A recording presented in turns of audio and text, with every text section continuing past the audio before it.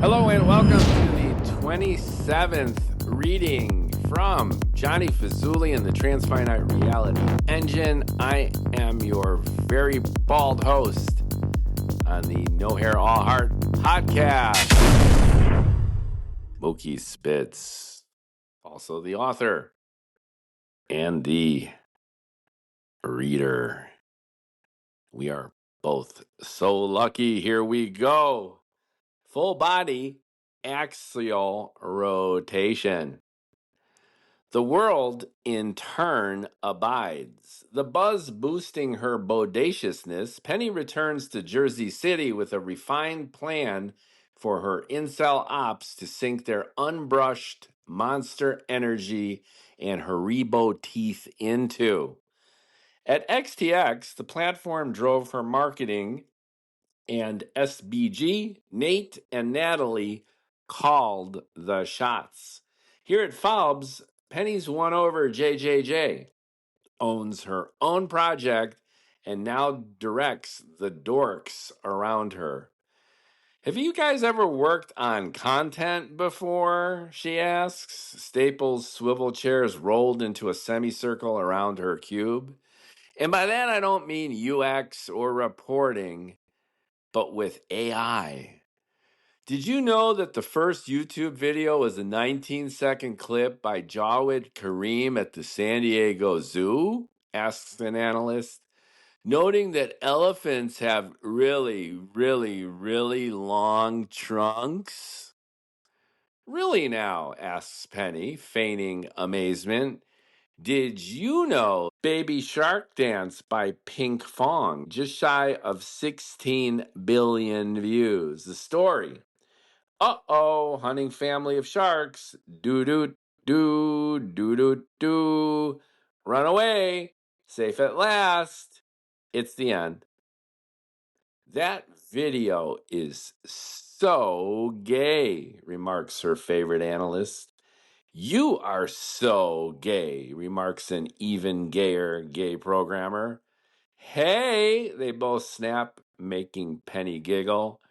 Are we going to do a baby shark video? Wonders Twiz. Something like that, winks Penny. Who knows about the core filtering mechanics required for plugging a fire hose of social media content into a dynamic, real-time streaming interface? Her technical sounding request is the auditory equivalent of ripping her clothes off and doing Kundalini yoga in front of them.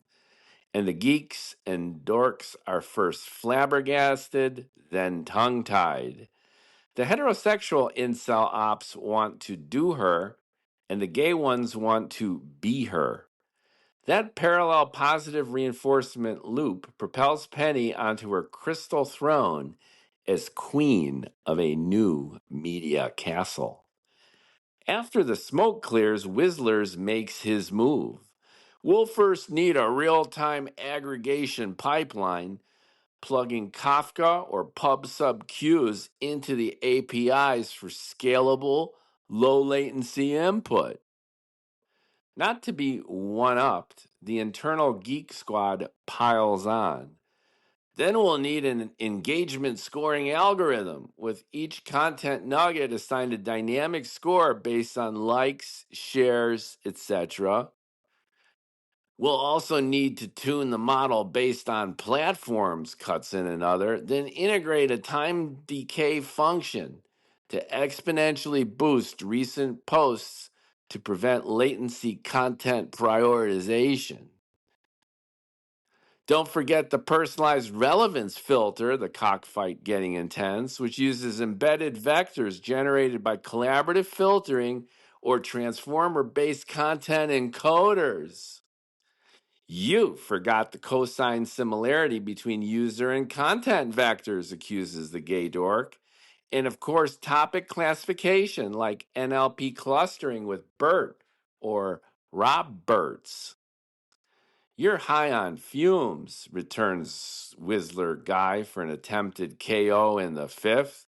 How about the anomaly deduction layer that uses Z-score or LSTM-based drift models to flag triggers?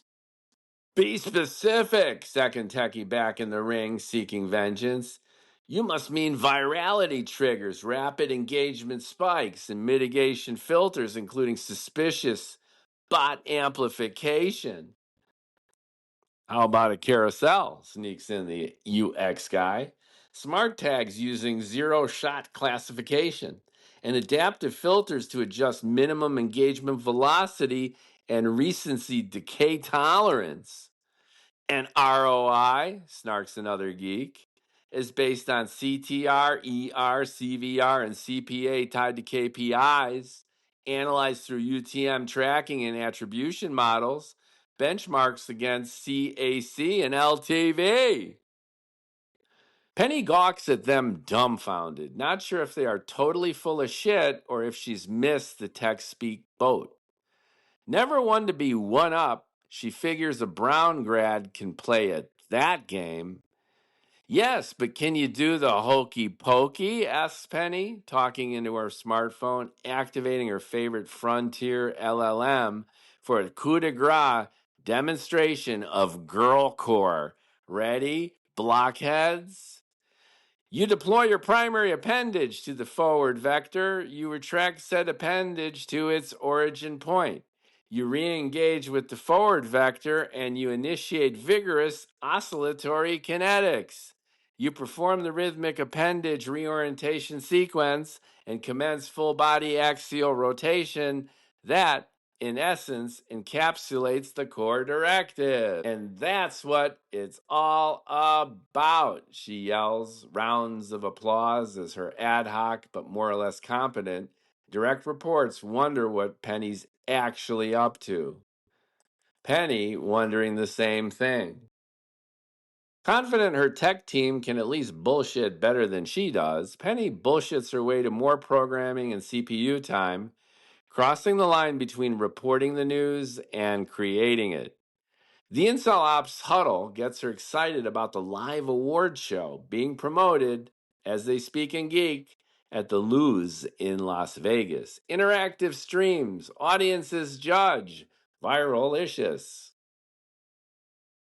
Back in Chicago, Jonnie trivializes Penny's hurtful rejection by circumventing her stupid list with an imminent accomplishment so astonishing as to make her stupid list pointless and ignored.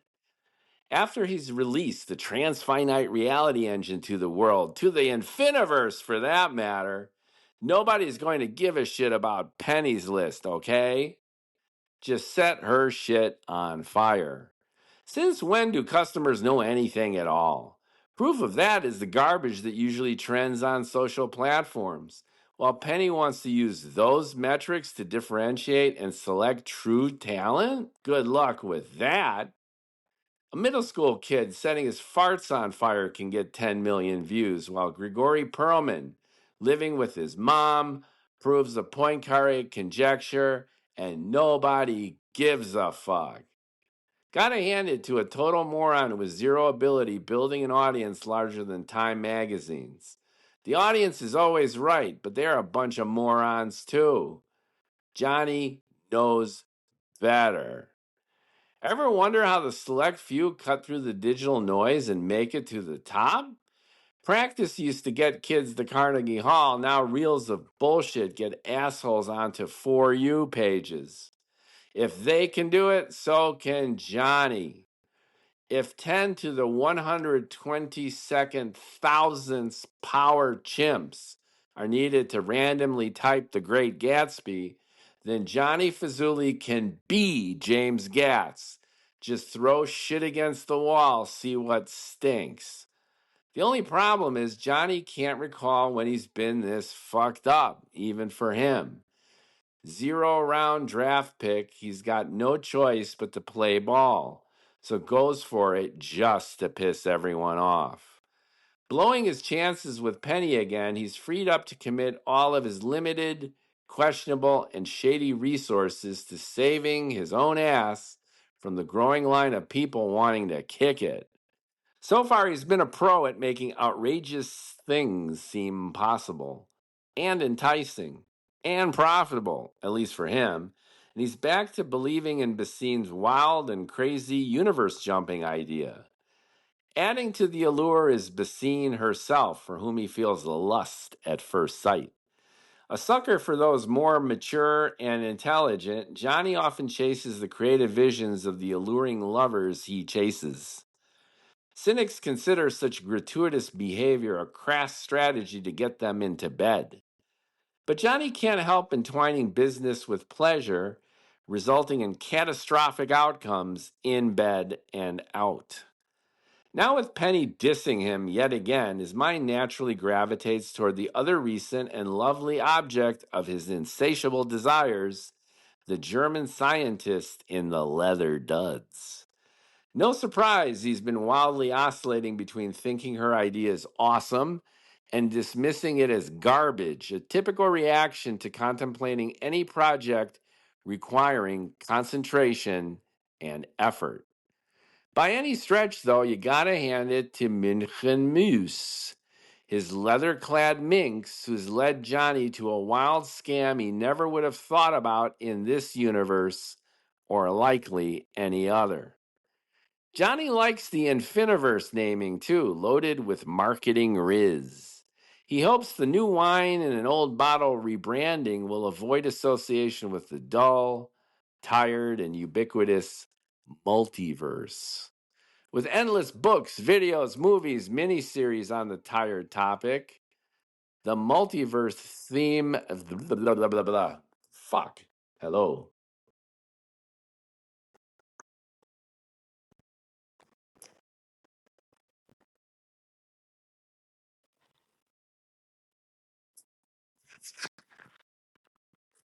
With endless books, videos, movies, miniseries on the boring topic, the multiverse theme is spent, but he insists it has yet to be squeezed dry.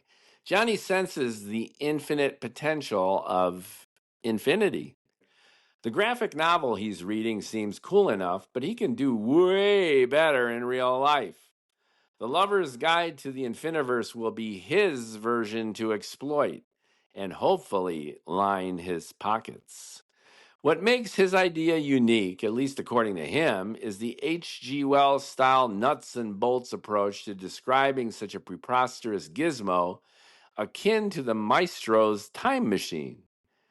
Every show he's seen, books he hasn't read, uses the multiverse concept as a mere backdrop, as if the story could be told without the physics and philosophy Jonnie doesn't understand anyway. By focusing on the device and convincing people with lots and lots of money to throw shit tons at him to somehow develop it, Jonnie can ride the multiverse buzz in an original and fun way. Or so he thinks. If he were honest with himself, the realization might strike that his chronic inability to get anything off the ground is due to his ineptitude and dishonesty. But who's counting? All he knows for sure is his pipe and pipeline are dry, motivating mind, body, and balance sheet with the raw survival instincts necessary to at least try before he gives up and runs away. Having purpose narrows focus, filters out noise, cuts to the chase, if not the truth. The illusions of the world dissolve when the world narrows to a tiny, bright, creative place, breaking the rules.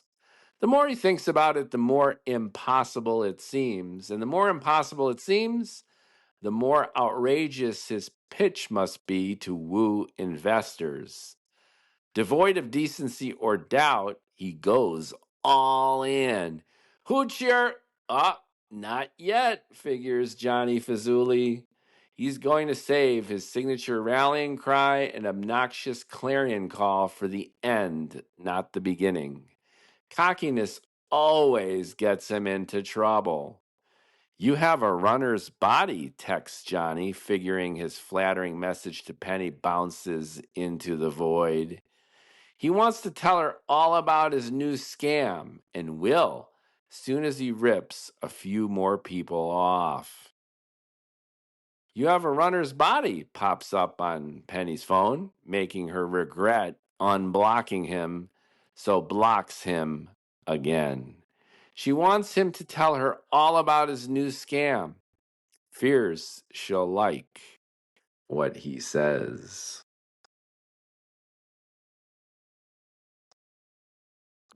Thanks for listening. Let's see in the next section how Jonnie starts to figure this out.